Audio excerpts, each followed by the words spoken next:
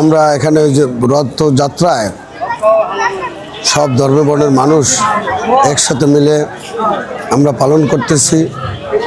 জানেন রথযাত্রা কালীবাড়ি থেকে শুরু করে শাহবাড়ি পর্যন্ত গিয়ে শেষ হবে।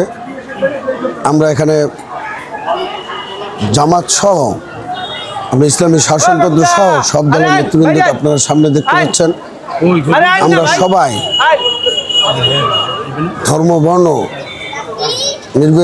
সকলে নির্বিশেষে একটা সম্প্রীতির বার্তা দিতেছি যে আমরা যাতে বাংলাদেশে বসবাসের ক্ষেত্রে কোনো ধর্ম বর্ণের পরিচয়ের চেয়েও মানুষ বড়, মানুষের গুণাগুণ বড়, এই বার্তাই আজকে এই রথযাত্রার মাধ্যমে আমরা সকলের গলাচিপাবাসীর কাছে পৌঁছানোর চেষ্টা করতেছি এবং আমরা আশা করি সকল ধর্ম বর্ণের মানুষ একসাথে থেকে একসাথে বসবাস উপযোগী গলাচিপা উপজেলা এবং গলাচিপা পৌর শহরকে গড়ে তুলবেন, এই প্রত্যাশাই আমরা ব্যক্ত করি।